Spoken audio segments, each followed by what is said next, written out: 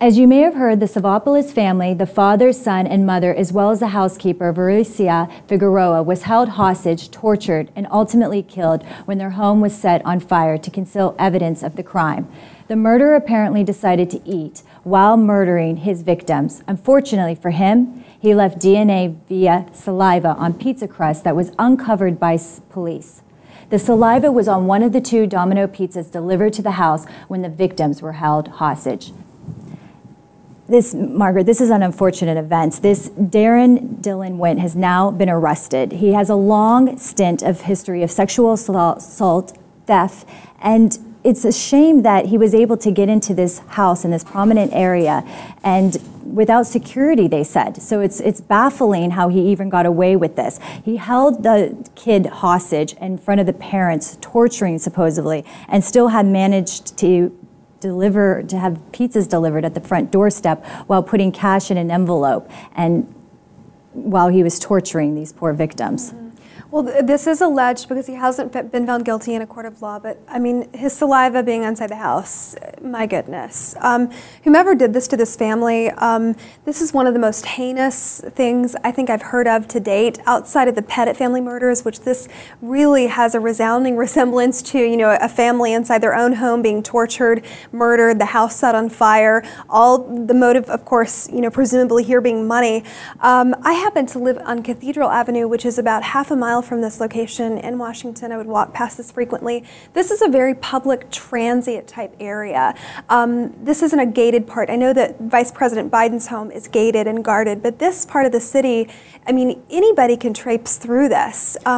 So to answer your question, that might be how he had such access, you know, to their home. And it's interesting. They said his motive was that he actually worked for him and that he was fired from the company, and that maybe is perhaps why he did this. Also, it makes it maybe more people were involved. He also had the family call to have 40,000 delivered to the doorstep, which they never proceeded to go in. Also, Figueroa's husband went to the house because she never arrived at home that evening. And he went to the house next door and he got a text, "Sorry, my wife is sick, she's in the hospital, please." And he didn't understand it, he was baffled about it. And the cool and collectiveness that he had to even order twice this, you know, pizza while he's doing this makes it a real crime of active evil. What a psychopath is the term that comes to mind. You know, what type of person has absolutely zero conscience, you know, consciousness about them to where they can torture and eventually murder a 10-year-old child and have dinner on top of it is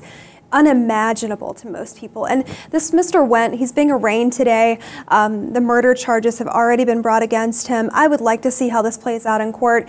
Something interesting though, his attorney that represented him before in assault cases, in the previous crimes that he had committed in his past, you know, he gave a statement today saying, you know, this young man, from everything that he saw, he was patriotic and sweet even, and he had a hard time imagining, you know, this person committing these crimes.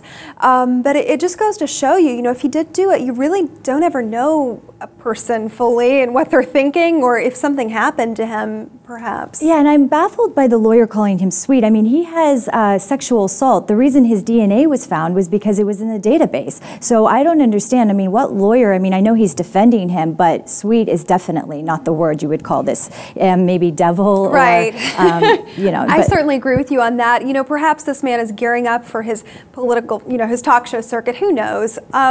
But he did, you know, try to give some insight, and I hope that he was being honest, insight into this man, his character, at least what it was before. Again, my heart really goes out to this family. I understand they have 2 daughters that are still alive. Thank God they weren't in the house at the time.